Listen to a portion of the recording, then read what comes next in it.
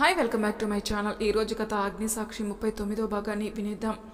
చింటూ, మరి నాకు నువ్వు అందరికీ పంచావు, నాకు ఇవ్వలేదు అంటుంది సిరి. నీకివ్వను. ఎందుకో? అవును, నీకివ్వను పో. నువ్వు చెడ్డ చింటూ, బూచోడు నువ్వు. నేను నీతో మాట్లాడను. సిరి, ఇదిగో తీసుకో. అయ్యి నా కోసమేనా అన్నీ? రా కూర్చుద్దాం ఇక్కడ. హాయ్, ఎన్ని చాక్లెట్లో అంటూ సిరి చింటూ అక్కడ కూర్చొని ఇద్దరు చాక్లెట్లు తింటూ ఉన్నారు. ఇంతలో మహి సిరిని వెతుక్కుంటూ అక్కడికి వస్తాడు. ఏంటి, ఎవరూ బయట లేరే? పిల్లలు బయట కూడా లేరే? సిరి ఇంట్లో ఉందేమో, ఎలా చూడాలి నేను? ఇప్పుడు నేను లోపలికి వెళ్ళలేను, అలానే సిరిని పిలవలేను, ఏం చేయాలి అనుకుంటూ అక్కడే బయట నిలబడి చూస్తున్నాడు. అన్నీ నీకే కానీ నువ్వు మీ అమ్మకి చెప్పి మా స్కూల్కి రా, ఇద్దరం ఆడుకోవచ్చు స్కూల్లో. కానీ మా లాకి మీది చిన్న స్కూల్ అని నన్ను పెద్ద స్కూల్లో పంపుతానని చెప్పాడు. ఏంటి, మా స్కూల్ని చిన్న స్కూల్ అంటావా? నా చాక్లెట్స్ నాకు ఇవ్వు. చింటూ, అవి నా చాక్లెట్స్, చింటూ ఇవ్వు అని ఏడుస్తూ ఉంది సిరి. ఈ ఏడుపు ఇంకా పాప గొంతు ఎక్కడో వినపడుతుంది అనుకుంటూ ముందుకు వెళ్ళగానే అక్కడే కూర్చుని ఏడుస్తున్న సిరిని చూసి పరుగున వెళ్ళి, సిరి నా చిట్టి తల్లి అనుకుంటూ గుండెలకి గట్టిగా హత్తుకుని మనసులో, నువ్వు నా కూతురివి, నాకు ఉమకి మా ప్రేమకి గుర్తుగా పుట్టిన చిన్న పాపాయివి, నా బంగారు తల్లివి. మహి అలా చూసేసరికి అప్పటి వరకు ఏడుస్తున్న సిరి ఏడు పాపి బిక్కర చూపులు చూస్తుంది. ఎవరు నువ్వు? మా సిరిని ఎందుకు అలా చేస్తున్నావు? సిరి, నువ్వురా. నీకు మీ అమ్మ చెప్పలేదా ఇలా తెలియని వాళ్ళ దగ్గరికి వెళ్తే వాళ్ళు మనల్ని కిడ్నాప్ చేస్తారని? పదా మన ఇంటికి వెళ్దాం అంటున్నాడు చింటూ. సరే చింటూ, కొద్దిసేపు ఉండు అన్నాడు మహి. ఏంటి నువ్వు? నాకు తెలుసు, మా అమ్మ చెప్పింది, ముందు ఇలానే నటించి చాక్లెట్స్ ఇచ్చి కిడ్నాప్ చేస్తారు. అబ్బో, మీ అమ్మ బాగానే చెప్పింది. నాకు అన్నీ తెలుసు, నేను పెద్దవాణ్ణయ్యా. తల్లి సిరి, నీకు బోలెడు చాక్లెట్ తెచ్చా, మళ్ళీ వస్తావుగా నా దగ్గరికి? చింటూకు చెప్పకు, అన్నీ తినేస్తాడు అన్నది సిరి. ఎంత ముద్దుగా ఉన్నావే నువ్వు. ఇన్ని రోజులు నీ దగ్గర ఉండలేదు, నేను ఎంత మిస్ అయ్యానో. చిట్టి అడుగుడు, బోసి నవ్వులు, బుజ్జి బుజ్జి మాటలు అన్నీ, ఇంకా నాన్న అనే పిలుపు కూడా అంటూ మహి బాధపడుతూ ఉన్నాడు. ఎందుకు ఏడుస్తున్నావు? చింటూ తిట్టాడనే? చింటూ బూచోడు, నువ్వు ఏడవకు అంటూ ప్రేమగా తన చిట్టి చేతులతో మహి కళ్ళు తుడుస్తుంది. సిరి, సిరి, చింటూ ఎక్కడున్నారా అంటూ ఉమా వాళ్ళిద్దరిని వెతుకుతూ వస్తుంది. అమ్మో, ఉమా వస్తుంది అనుకుంటా. నన్ను సిరితో చూస్తే తను ఏం చేస్తుందో తెలియదు కదా, ఇక్కడ ఉండకూడదు అనుకుంటూ ఇంకాస్త లోపలికెళ్ళి అక్కడే నిలబడి సిరిని చూస్తూ ఉన్నాడు మహి. సిరి, ఇక్కడున్నావా? నువ్వు రా, టిఫిన్ కూడా చేయలేదు, పదా. నువ్వు కూడా పద చింటూ. ఉమా, అమ్మాయి ఉమా. ఏంటాంటీ? రాఖీకి చెప్పు నరేష్కి సిరి ఫోటోలు పంపమని. నరేష్ మరీ అడిగాడు ఈ బుజ్జి తల్లిని ఈ డ్రెస్సులో చూడాలని. అలాగే ఆంటీ, పంపుతాను. ఇలా అడుగుతున్నానని ఏమనుకోవద్దు. సిరి వాళ్ళ నాన్న సిరిని కూడా కలవడా? ఒక్కసారి కూడా రాలేదా చూడ్డానికి కూడా? ఎంత మనసు లేనివాడు. సిరి ఎంత ముద్దుగా ఉంది, ఎలా మనసు ఉంటుంది ఇలా మిమ్మల్ని వదిలేయాలని? అయ్యో ఆంటీ, ఆయనకి సిరి అంటూ ఒక ప్రాణం ఉందని తెలిస్తేనేగా ఆయన మోసం చేసిన వాళ్ళకి బంధాలు ప్రేమల గురించి ఏం తెలుస్తాయిలే అనుకుంటుంది మనసులో. ఆంటీ, అది పాపకి టిఫిన్ పెట్టాలి, ఇప్పటికే లేట్ అయింది, వెళ్తున్నాను. నాకు తెలుసు మా, నువ్వేమీ చెప్పవని. ఆయనకి సిరి గురించి తెలియకూడదు ఎప్పటికీ అనుకుంటూ ఉంది ఉమా. ఏంటి కీర్తి? సాయంత్రం చింటూ కేక్ కటింగ్ ఉంది, నువ్వు ఖచ్చితంగా రావాలి. నేనెందుకు శామ్ వస్తుందిలే, పైగా మీ అత్తగారు కూడా ఉంటారు. అదేం కుదరదు, నువ్వే రావాలి. అయినా ఈ ఫంక్షన్కి ఒక స్పెషల్ ఉంది. స్పెషలా? ఏంటది? అంటే చింటూ వాళ్ళ నాన్న ఆ వర్క్ అని ఈ వర్క్ అని ఎప్పుడు ఉండరు, అందుకే ఇప్పుడు ఆయన్ని ఖచ్చితంగా ఉండమని చెప్పా. అందుకే ఆయనకి నిన్ను పరిచయం చేద్దామని. నా బెస్ట్ ఫ్రెండ్ కదా నువ్వు, అందుకే. అవునా, వస్తాలే కాదు, రావాలి. పక్కన ఉన్నా ఎప్పుడు పరిచయం చేయలేదు నిన్ను. ఏం చేయాలి, ఆయన బాగా బిజీ. మా పెళ్లి రోజు కూడా ఆయన లేరు, మేము అసలు సెలబ్రేటే చేసుకోలేదు. పదా సిరి. సిరికి టిఫిన్ పెడుతున్న మాటే కానీ తన ఆలోచన అంతా ఎక్కడో ఉంది. అలా గతంలోకి వెళ్ళింది. ఉమా. ఏంటి మహి? నేను అర్జెంటుగా వెళ్ళాలి, నా బట్టలు ప్యాక్ చేయి. ఏంటి ఇప్పుడా? అది ఇంత రాత్రి? అవును ఉమా, కొత్త ప్రాజెక్ట్ అంట, ఎంత వద్దున్నా నన్ను వేశారు. నాకు మీటింగ్ అయిపోయాక చెప్పారు. అవునా? కానీ మహి, మన పెళ్లి రోజు కూడా వస్తుంది కదా, అసలే మన ఫస్ట్ యానివర్సరీ, బాగా సెలబ్రేట్ చేద్దాం అనుకున్నాం కదా.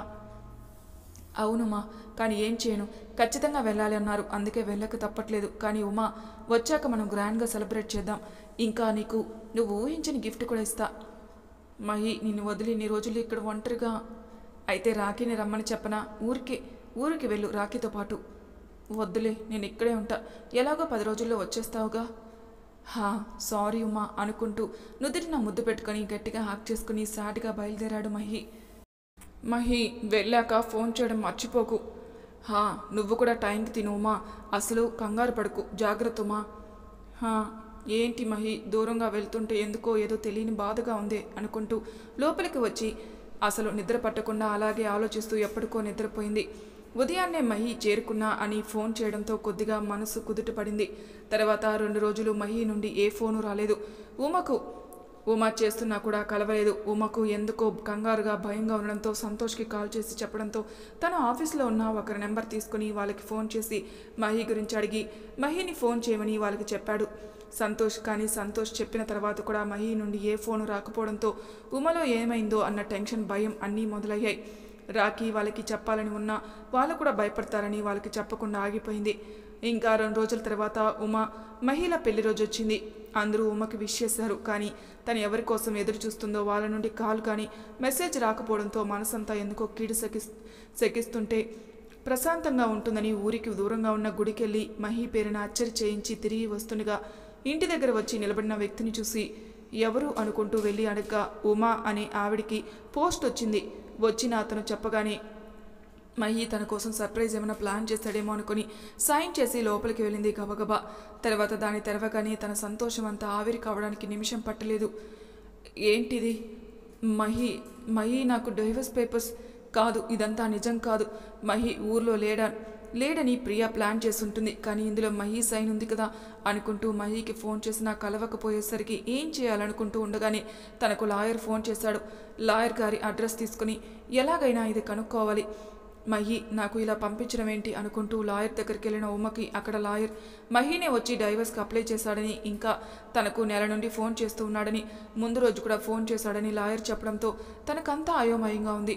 ఆ అయోమయంలోని లాయర్ని మహికి ఫోన్ చేయమని చెప్పడంతో ఆయన ఫోన్ చేసి ఫోన్ స్పీకర్లో పెట్టి మహితో మాట్లాడాడు. మహి కూడా ఆ ఫోన్లో డైవర్స్ పేపర్స్ పంపించారా, తను తీసుకుందా అని అడగడంతో ఉమా ఆ మాటల్ని విని లాయర్ దగ్గర నుండి ఫోన్ తీసుకుని మహి, నేను ఉమని మాట్లాడుతున్నాను. ఏంటి మహి ఇది? నువ్వు నిజంగా నాకు డైవర్స్ ఇవ్వాలనుకుంటున్నావా అని మహితో మాట్లాడుతున్నా ఆ మాటలు కూడా గొంతుల నుండి అతి కష్టం మీద వస్తూ ఉన్నాయి తనకి. ఇంతకాలం తను ఏది జరగకూడదనుకుందో అదే జరుగుతూ ఉంటే ఎలా దాన్ని ఎదుర్కోవాలో తెలియక దిక్కుతోచని స్థితిలో మహి సమాధానం కోసం ఎదురు చూస్తూ బాధతో నిండిన కళ్ళతో మహి మాటలు వింటూ ఉంది. ఉమా, అది ఇంకా దొంగ తిరగడు వద్దు. నీకు డైరెక్ట్గానే చెబుతున్నాను, నువ్వంటే నాకు ఇష్టం లేదు. నీతో ఇంక జీవితాన్ని పంచుకోలేను. ఇంతకాలం నీతో నటించడానికి నేను చస్తూ బతికాను. ఉమా, నా జీవితం నుండి వెళ్ళిపో ప్లీజ్. ఉమా, డైవర్స్ పేపర్స్ మీద సైన్ చేయి. నేను నీతో కలిసి ఉండలేను. కావాలంటే నీకు కావాల్సినంత డబ్బు ఇస్తాను. నా జీవితాన్ని నాకు వదిలే. నా జీవితంలో నుండి నువ్వు శాశ్వతంగా వెళ్ళిపో. నేను ప్రియని పెళ్లి చేసుకోవాలనుకుంటున్నాను.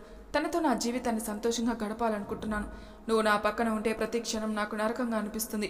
అది నీకు తెలియకుండా ఉండాలని ఇన్ని రోజులు నేను ప్రేమిస్తున్నట్టు నటిస్తూ చేస్తూ బ్రతికాను. ఇప్పటికైనా నా జీవితాన్ని నాకు వదిలే ప్లీజ్ ఉమా. అందుకే నీతో ఇన్ని రోజులు మాట్లాడలేదు. అయినా కూడా నువ్వు సంతోష్తో మా కొలీగ్కో ఫోన్ చేయించావు. అయినా నీకు అర్థం కాదా నేను ఫోన్ చేయకపోతే నీతో మాట్లాడటం ఇష్టం లేదని? మహి, నువ్వు ఇలా? అవును, ఇదే నా నిజం. నీతో ఉన్నది అబద్ధం. ఇప్పటికైనా అర్థమైంది కదా. డైవర్స్ పేపర్స్ మీద సైన్ చేయి ప్లీజ్. ఇంకా నేను వచ్చేలోపే నువ్వు నీ సామాన్లన్నీ సర్దుకొని మీ ఇంటికి వెళ్ళిపో. కావాలంటే నీకు ఎంత కావాలో అడుగు ఇస్తా. నాకేం వద్దు అంటూ ఫోన్ కట్ చేసి అక్కడే ఉన్న పేపర్స్ తీసుకొని సైన్ చేసి బయటికెళ్ళింది. ఇదంతా పక్క గదిలో ఉన్న ఒకరు గమనిస్తూ ఆనందిస్తూ ఉన్నారు. అలా బయటికెళ్ళిన ఉమకు ఇన్ని రోజులు మహి ఫోన్ చేయలేదని తన దూరంగా ఉన్నాడనే దిగులుతో ఏం తినకపోవడం వల్ల ఇంకా ఇప్పుడు మహి తనతో అన్న మాటలు గుర్తుకు వస్తూ ఉంటే తన ముందే తన జీవితం ఇలా అయిపోయిందేంటి, మహి ఇలా చేస్తాడా అనుకుంటూ ఒక్కసారిగా కళ్ళు తిరిగి పడిపోయింది. అటువైపుగా ఏటీఎం దగ్గర నుండి వస్తున్న శ్వేత చూసి ఉమని లేపి ఒకచోట కూర్చోబెట్టి తనకు వాటర్ ఇచ్చి, ఏమైందుమా అలా పడిపోయావు? ఇంకా ఏం కావాలి? మీ ఫ్రెండ్ ప్రియ, ఆ ప్రియను ప్రేమిస్తున్న మీ ఇంకొక ఫ్రెండ్, వాళ్ళ వల్ల నా జీవితం నాశనం అయిపోయింది. ఏంటి ఏమంటున్నావు నువ్వు? నీకు తెలీదా? ఆశ్చర్యంగా ఉంది నాకు. నీ ఫ్రెండ్ చేసింది నీకు తెలియదు అంటుంటే. ఉమా, నాకు నిజంగా తెలీదు. ఇంకా నేను ప్రియ ఫ్రెండ్నే కానీ తనలాగా నేను కాదు. నాకు తను జాబ్ ఇప్పించిందని తనతో పాటు ఉన్నానే కానీ తను చేసే పనులకు మాత్రం సపోర్ట్గా లేను. ఉమా, ఏం జరిగిందో నాకు తెలియదు, కానీ నీకు ఒకటి చెప్పాలనుకున్నాను. మహి కూడా మనం అనుకున్నంత మంచివాడు కాదు. ఏంటి, ఏమంటున్నావు? అవును ఉమా, నేను మొన్న ప్రియా దగ్గరికి వెళ్ళినప్పుడు ప్రియా ఇంకొక అమ్మాయి మాట్లాడుకోవడం విన్నాను. అది తను ఏంటి చెప్పు, వాళ్ళు ఏం మాట్లాడుకున్నారు? వాళ్ళు ఏది ఉన్నా చెప్పు. అయినా ఇప్పటికే నా జీవితం నాశనమైంది. ఇంకా నువ్వేం చెప్పినా నాకు పెద్ద తేడా ఉండదు. అంటే మహి వాళ్ళను డ్రగ్స్ అడిగాడంట. ఏంటి? అవును ఉమా, వాళ్ళు ఇలా మాట్లాడుకుంటున్నారు. ఆ ఉమా మహి ఎంత దగ్గర అవ్వాలనుకున్నా దూరం పెడుతూనే ఉందట. అందుకే మహి డ్రగ్స్ కలిపి తన మత్తులో ఉన్నప్పుడు తనని సొంతం చేసుకోవాలనుకుంటున్నాడు. కానీ ఎలా ఒప్పుకోను? మహి అలా అడుగుతుంటే ఎంతైనా నేను ప్రేమించిన వాడు కదా అని ప్రియ ఇంకొక అమ్మాయితో చెప్పడం విన్నాను. ఉమా కోపంలో, చూడు, నీకు ప్రియ ఎంత డబ్బిచ్చిందనో తెలియదు, కానీ నేను మాత్రం నమ్మను. మహి ప్రియను ప్రేమించి నాకు ఇలా చేసి ఉండొచ్చు, కానీ మహి అంత క్యారెక్టర్ లేనివాడు కాదు. వెళ్ళి మీ ఫ్రెండ్కి చెప్పు, తన ఈ నీచమైన ఆలోచనలు తన దగ్గరే పెట్టుకోమని. ఇంకా తన నిర్ణయాల వల్ల ఏదో ఒకరోజు శిక్ష అనుభవిస్తుంది. ఉమా, ఏమంటున్నావు నువ్వు? ఇదంతా తను చెప్పలేదు, నేనే విన్నాను. నేను విన్నానని కూడా తనకు తెలీదు. అయినా తను ఇప్పుడు ఇక్కడ లేదు, ప్రాజెక్ట్ కోసం వేరే ఊరు వెళ్ళింది. ఓహో, ఇద్దరూ అక్కడే ఉన్నారా? సంతోషం. ఉమా ఆగు, నేను చెప్పింది నిజం. ఉమా అంటూ సిరి పిలవడంతో తన ఆలోచనలకి బ్రేక్ పడి, ఏంటి సిరి, నాకు తినిపించు. తినిపిస్తున్నాను తల్లి. చరణ్. సార్. ఏంటి, ఇంకా పూర్తవ్వలేదా ఫైల్ అంటున్నాడు రాకీ. అంటే సార్, మహేశ్వర్ ఎక్కడికో వెళ్ళాడు, నేను చెబుతున్నా వినిపించుకోలేదు సార్. అవునా, ఎక్కడికి వెళ్ళింటాడు? మా అక్కకు సంతోషం లేకుండా చేసి వీళ్ళు బయటికి వెళ్తున్నారా? అంటే తను కూడా రాలేదా? సార్, తను వేరే టీం కదా, అక్కడ కరణ్ చూసుకుంటున్నాడు. ఓ, అతని పిలు, ఈ ఫైల్ చూడాలి. సాయంత్రం లోపు అయిపోవాలి, లేకుంటే తను ప్రాజెక్ట్ డీల్కి ఉన్న మొత్తం డబ్బులు చెల్లించాల్సి వస్తుంది. చెప్పండి. ఇలా ఎవరి పని మీద వాళ్ళు వెళ్తే ఇంకా మేమందుకు ఇక్కడ? సార్, నేను చూసుకుంటాను.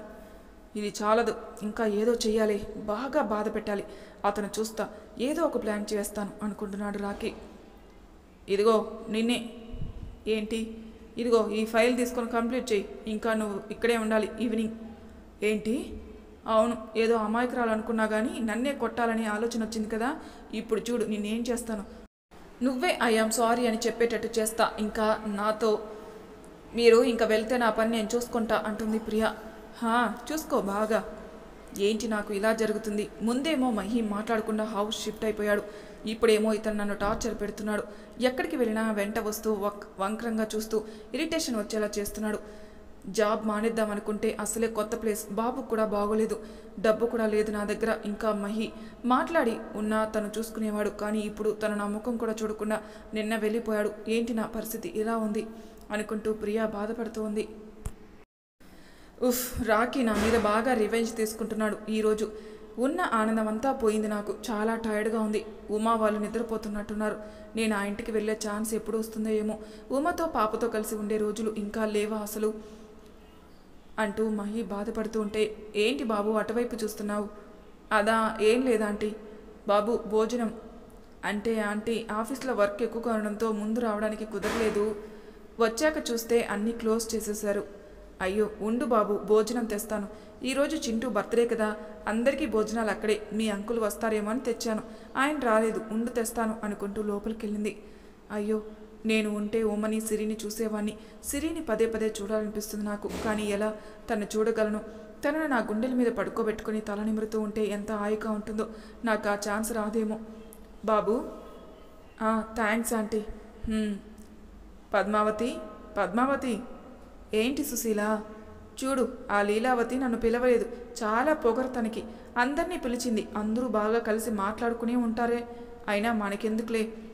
అయ్యో సుశీల, తను పిలిచేది ఎంజాయ్ చేయడానికి కాదు కదా, తన ఆస్తి అంతస్తులు ఇంకా గొప్పలు చెప్పుకోవడానికే కదా. ఏంటి పద్మా నువ్వు? నేనేమన్నా అంటానని ఇలా చెప్తున్నావు కదా? కాదు, నిజంగానే చెప్తున్నాను. కానీ ఈరోజు ఎందుకో అసలు నచ్చలేదు. లీలావతి చాలా ఎక్కువ చేసింది. ఏం చేసింది? అసలు ఏమైంది? నాకు చాలా బాధ కలిగిన విషయం ఏంటంటే ఉమా గురించి లీలావతి అన్న మాటలు. అప్పుడే పైకెళ్ళి డోర్ తీస్తున్న మహికి ఆంటీ అలా ఉమా అని చెప్పేసరికి ఏంటి అనుకుంటూ చిన్నగా మెట్ల దగ్గర కూర్చుని వింటున్నాడు. ఏంటి పద్మా నువ్వు అనేది? అవును సుశీల, పాపం ఉమా కీర్తి పిలిచిందని వచ్చింది. కానీ తనని ఎంతలా అనిందంటే ఆ లీలావతి తన ఒక దురదృష్టవంతురాలని, తను ఉంటే పార్టీ కూడా నాశనం అవుతుందని, మొగుడిని వదిలేసి తమ్ముని మీద పడి తింటూ, ఇంకా తమ్ముడు పిల్లాన్ని ఏటుపోటు మాట అంటూ బాధ పెడుతున్న నీలాంటి వాళ్ళు ఉండడం మా దరిద్రం అని, ఇంకా ఉమా వాళ్ళ పక్కింట్లోకి వచ్చినప్పటి నుండి ఉమా దరిద్రం అంతా వాళ్ళకొచ్చిందని నోటుకొచ్చిన మాటలన్నీ కూసింది. అందరూ ఉన్నారన్న జ్ఞానం లేకుండా అందరూ లీలావతిని అంటున్నా వినకుండా పాపం ఉమని అనాల్సిన మాటలన్నీ అనింది. పాపం ఉమ ఏమీ అనలేదు, ఎందుకంటే తన వల్ల పార్టీ ఎక్కడ చెడిపోతుందని ఇంకా అక్కడ ఉండలేక వెళ్ళిపోయింది. లీలావతికి మనసే లేదు. ఉమా లాంటి మంచి అమ్మాయిని అన్నందుకు మళ్ళీ తనే బాధపడుతుంది చూడు. అయినా అందరి వంతు అయిపోయింది, ఇంకా అమ్మాయి వంతు. తనకు బాగా బుద్ధి చెప్పాలి అందరూ కలిసి. కోడలని చూడకుండా కీర్తిని కూడా అలాగే అంటుంది. అవును సుశీల, తన గురించి తెలిసిందేగా. సరే, ఇంకా నాకు నిద్ర వస్తుంది. ఇదిగో పైనుండే అబ్బాయి కోసం ఎంతసేపు లేకుంటే నిద్రపోయేదాన్ని. వెళ్ళు. ఏంటి ఉమని ఆవిడ అన్న మాటలు అన్నదా? ఇదంతా నా వల్లనే. నా మీద నాకే అసహ్యంగా ఉంది. నేనే కాస్త జాగ్రత్తగా ఉండి ఎవరు ఎలాంటి వాళ్ళో తెలుసుకుని ఉంటే బాగుండేది అనుకుంటూ వెళ్ళి ఆలోచనలో పడిపోయాడు మహి. ప్రియా నిద్రపోతున్న బాబునే చూస్తూ, విక్రమ్, ఇలా నిన్ను చూస్తూ ఉండలేకపోతున్నాను. నిన్ను ఇలా చిన్న వయసులోనే వదిలి వెళ్ళడం నాకు ఇష్టం లేదు. కానీ ఏం చేయను బాబు, మీ అమ్మని కాస్త అర్థం చేసుకో. కానీ ఏది ఏమైనా ఆ ఉమను మాత్రం వదలను. మన జీవితాలు ఇలా ఉండడానికి కారణం తనే. మేం వేసిన అన్ని ప్లాన్లు తానే కదా చెడగొట్టింది అనుకుంటూ జరిగింది గుర్తు చేసుకుంటుంది ప్రియా. కావ్య, ఏంటి ఇలా జరిగింది? మనం ఒకటి అనుకుంటే ఇక్కడ ఇంకోటి ఏదో జరిగింది.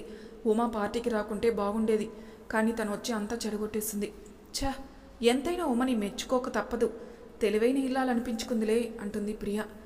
నోర్ముయ్, పొగడుకు. ఈ కావ్య వేసిన ఏ ప్లాన్ అయినా సక్సెస్ అయ్యేది. ఫర్ ది ఫస్ట్ టైం నాకు ఇలా జరగడం. కానీ ఆ ఉమని గెలవనివ్వను. కావ్య, ఇంకా ఏం చేస్తాం? అయినా వాళ్ళ పెళ్లి రోజు కూడా వస్తుంది, మనం ఏం చేయగలం. వాళ్ళ పెళ్లి రోజుకి ఇంకా వారం ఉంది కదా. అయితే ఇప్పుడే ప్లాన్ చేద్దాం. అవును మహి, నువ్వు లాయర్ దగ్గరికి వెళ్ళారని చెప్పావు కదా నాకు. అవును, అప్పుడేదో తనకు ఉమా ఇష్టం లేక డైవర్స్ ఇవ్వాలని మహిని తీసుకెళ్లాడు. కానీ ఇప్పుడెలా కుదురుతుంది? అది జరగని పని కదా. జరుగుతుంది, కుదురుతుంది కూడా. చూడు, మనం లాయర్ దగ్గర వెళ్ళి మాట్లాడదాం. అంటే అది ప్రియా, చూడు, డబ్బుంటే లోకంలో అన్నీ పాసిబుల్ అవుతాయి. ఆయన దగ్గరికి వెళ్ళి అడిగి, ఎలాగో మహి సైన్ చేసిన డైవర్స్ పేపర్స్ ఉన్నాయి కదా, అవి ఉమ్మకి పంపించి తర్వాత ఆ ఉమ్మని అక్కడికి రప్పిద్దాం. లాయర్కి ఎలాగో డబ్బిస్తాం కాబట్టి ఆయన మహి చెప్పినట్టు ఉమ్మకు చెబుతాడు. ఉమ ఖచ్చితంగా నమ్ముతుంది. నమ్మక ఎక్కడికి పోతుంది? మహి సైన్ ఉందిగా పేపర్లో. ఆ సైనే మనకు శ్రీరామ రక్ష. అండ్ ఆ ఉమ్మకి నన్ను ఫెయిల్ చేసినందుకు నేను వేస్తున్న శిక్ష. ఏంటి ఆలోచిస్తున్నావా? కానీ ఇవన్నీ చేస్తుంటే మహి ఊరుకుంటాడా అని నీకు తన గురించి తెలియదు. అస్సలు ఊరుకోడు. కానీ మహి ఇక్కడ ఉమా పక్కన ఉంటేనే కదా ఏమన్నా అనేది. ఏంటి, తను ఎక్కడికి వెళ్తాడు కాదు, వెళ్ళాలి మీరు. ఏంటి, మేమా? అవును, మీరే. మన కొత్త ప్రాజెక్ట్లో నన్ను తీసి మహిని వేయమని ఆ మాత్రం చెప్పలేమా ఏంటి? చేస్తాం. కానీ మహి అక్కడికి వచ్చినా ఉమాతో మాట్లాడుతూ ఉంటాడు కదా, అప్పుడు ఉమా ఎలా నమ్ముతుంది? మరీ ఇలా దద్దమ్మలా ఉన్నావేంటే నువ్వు? ఇది నీ జీవితం, నువ్వు ప్లాన్ వేయాలి. కానీ నేను వేస్తుంటే మళ్ళీ ఇలా అని క్వశ్చన్స్ ఒకటి. అలా కాదు కావ్య, మహి గురించి నాకు తెలుసు. ఒకవేళ ఇవన్నీ మనం చేస్తున్నామంటే మనల్ని చంపేస్తాడు. తనకి ఉమా అంటే ఇప్పుడు ప్రేమ కాదు, ప్రాణం. అందుకే భయంగా ఉంది. నీ భయం తగలయ్యా. చూడు, చెప్పేది విను. మహి ప్రాజెక్ట్ కోసం అని నైట్ బయలుదేరి మార్నింగ్ దిగాక ఖచ్చితంగా ఉమ్మకు ఫోన్ చేస్తాడు. తర్వాత నువ్వు మహిని ఫోన్ అడిగి తన సిమ్ ఇంకా మెమరీ తీసి ఏదో ఒక సిమ్ వేసి తనకు సెల్ ఇస్తూ నీళ్ళలో వేయాలి. మరి నీళ్ళు ఎక్కడుంటాయి అక్కడ? నీళ్ళు లేకుంటే నువ్వే నీళ్ళు ఎక్కువగా ఉన్న నదిలో వెళ్ళి దూకు, పీడపోతుంది నిన్ను. అబ్బా, హ్యాండ్ వాష్ దగ్గర లేదా? ఇంకొక చోట పడి, అంతే కదా. సరే. తర్వాత మహి ఉమ్మకి ఫోన్ చేయడానికి లేదు కదా అని నిన్ను అడుగుతాడు.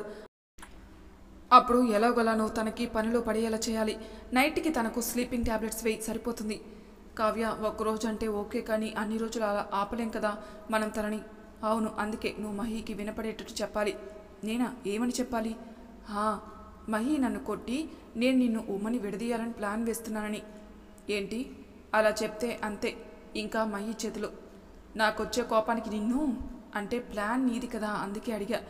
మహి వింటున్నట్టు నాకు ఫోన్ చేసి నేను చెప్పినంత చెప్పు. ఏంటి కావ్య నువ్వు చెప్పేది? ఏమంటున్నావు? పూజారి గారు చెప్పారని మహికి చెప్పాలా? కానీ మహికి ఏం చెప్పాలి నేను అని తనకు అనుమానం వచ్చేటట్టు చెప్పు.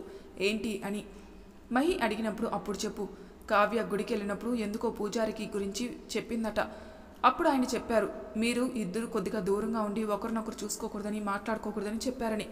తర్వాత ఇద్దరు కలిసి పూజ చేయాలని చెప్పారని చెప్పు. అసలే వాళ్ళ బంధం బాగుండాలి అనుకుంటాడు కాబట్టి ఖచ్చితంగా నువ్వు చెప్పింది వింటాడు. అప్పుడు ఉమకు ఫోన్ చేయడు, ఇంకా ఉమ చేసినా కూడా మాట్లాడు. గ్రేట్ కావ్య, నువ్వు మరేమనుకున్నావు? సరే, మనం అనుకున్నది అనుకున్నట్టు జరిగితే నీ పెళ్ళి మహితో ఫిక్స్. లాయర్ గారి దగ్గరికి నేను వెళ్తాను. ఆయన మహికి ఫోన్ చేస్తున్నాడని తెలియగానే మహిలా మాట్లాడి ఒక వ్యక్తిని కాన్ఫరెన్స్లో పెడతా. అప్పుడు నువ్వు మహి సిమ్ నుండి లిఫ్ట్ చేస్తావు కాబట్టి ఉమకి మహి మాట్లాడినట్టే ఉంటుంది. ఆ వ్యక్తితో ఎలా మాట్లాడిస్తానంటే ఉమా జన్మలో నమ్మదు మహిని. ఉమా అవన్నీ నిజమని ఖచ్చితంగా నమ్ముతుంది. ఇంకా మహికి దూరంగా వెళ్తుంది. నీకు ఆ ఉమా సైడ్ నుండి ఏ టెన్షన్ ఉండదు. ఉమా నన్ను చాలా తక్కువ అంచనా వేస్తుంది. నన్ను మొదటిసారి ఫైల్ చేసింది. అందుకే నా దెబ్బ చాలా గట్టిగా తగులుతుంది తనకి. ఇంకా నా ఫ్రెండ్ లైఫ్లో హ్యాపీనెస్ రెండు ఒకేసారి వస్తాయి. ఒక దెబ్బకి రెండు పిట్టలన్నమాట. ఒక దెబ్బతోనే నా సక్సెస్, ఇంకా నీ హ్యాపీనెస్. అలా ప్రియా గతంలో నుంచి వచ్చి, కావ్య హ్యాపీనెస్ ఏంటో కానీ ఇప్పుడు నా లైఫ్ మొత్తం సాడ్గా ఉంది. అన్నీ ప్లాన్ వేసినా కూడా మహి నన్ను పెళ్లి చేసుకోలేదు. ఇన్ఫ్యాక్ట్ ఇప్పుడు నేను ఒంటరిగా మిగిలిపోయాను అనుకుంటూ ఉంది. ఈవిడికి బాగానే బుద్ధి చెప్పింది ఆ లీలావతి. లేకుంటే ఎగేసుకొని పార్టీకి వెళ్తుంది, అది కూడా నన్ను పిలవకుండా. పాపం, నాకు చాలా నవ్వొస్తుంది. అయినా రాఖీకి ఏం చెప్తుంది ఇప్పుడు?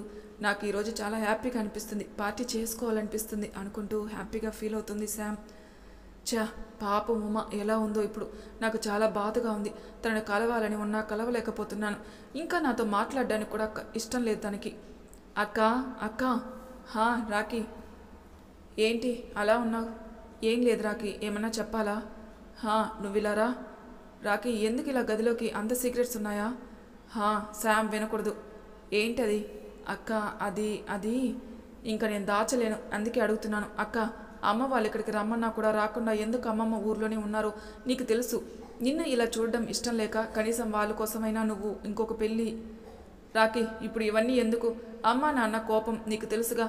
ఎక్కువ రోజులు ఉండలేరు, చూస్తూ ఉండు, వాళ్ళే వస్తారు, తెలుసు కదా. నీ పంతం నీదే కానీ మేము చెప్పింది వినవా నువ్వు? అప్పుడు అంతే, ఎంతమంది చెప్పినా వినకుండా అతన్ని చేసుకుని అన్ని కష్టాలు బాధలు పడి ఇప్పుడు చూడు ఎలా ఉన్నావు. అయినా మేము నీ గురించే కాదో చెప్పేది, నువ్వు వినవని తెలుసు. మేము ఇప్పుడు ఆలోచించేది సిరి గురించి. తను ఇప్పుడు చిన్నపిల్ల, ఎప్పుడు అలాగే ఉండదు కదా, దానికి తెలివి వస్తుంది. అప్పుడు మా నాన్న ఏడి అందరికీ ఉన్నాడు అనుకుంటూ నిన్ను అడిగినా నువ్వు చెప్పకుండా మాట దాటేస్తావు. ఇంకా అమ్మ కూడా చెప్పదు అని. కొన్ని రోజులకి అది కూడా నిన్ను అడగకుండా తనలోనే తాను బాధపడుతూ ఉంటుంది నీలాగే. ఇంకా దానికి కూడా నీలాగే అలవాటైపోతుంది మనసులో దాచుకోవడం. అక్క, పిల్లలకు తల్లిదండ్రి ఇద్దరి ప్రేమ ఉండాలి, అప్పుడే వాళ్ళ బాల్యం బాగుంటుంది. నీ పంతం వల్ల దానికి తండ్రి ప్రేమ లేకుండా చేస్తావా? రాఖీ, పెళ్లి చేస్తే నాకు తోడు దొరుకుతుంది కానీ సిరికి తండ్రి రాడు కదా. అక్క, నువ్వు ఓకే చెప్పాలే కానీ నిన్నుగా అర్థం చేసుకుని సిరిని కూతురుగా ఒప్పుకొని మిమ్మల్ని ఏ కష్టం రాకుండా చూసుకునే వాళ్ళు కూడా ఉన్నారు. రాఖీ కార్తీక్ని తలుచుకుంటూ చెప్తున్నాడు. చూడక్క, అందరూ అలా ఆ మనిషిలాగా ఉండరు, కొంతమంది మంచి వాళ్ళు కూడా ఉన్నారు. ఏమో రాఖీ, ఈ విషయం ఇంతటితో వదిలేనక్క. చూడు, తల్లిదండ్రి లేకుంటే ఆ బాధ ఎలా ఉంటుందో నాకు బాగా తెలుసు. ఆ బాధ సిరికి మాత్రం రానివ్వను. దానికి తండ్రి ప్రేమ అందించి తీరుతాను. నువ్వు ఒప్పుకున్నా ఒప్పుకోకపోయినా బాగా ఆలోచించుకో అక్క. రాఖీ అక్కకి ఇలా చెబితేనే వింటుంది. ఆ మనిషి ఏమో కుటుంబంతో షికార్లు చేస్తూ ఎంజాయ్ చేస్తుంటే అక్క మాత్రం బాధపడుతూ ఎందుకుండాలి? పైగా తను ఈ ఊర్లోనే మేము ఇన్వెస్ట్ చేసిన కంపెనీలో ఉన్నాడని, ఇంకా తను పెళ్లి చేసుకుని వాళ్ళకు బాబు కూడా ఉన్నాడని. పొరపాటున అలాగని వాళ్ళని కుటుంబంతో చూస్తే అక్క తట్టుకోగలదా అసలు?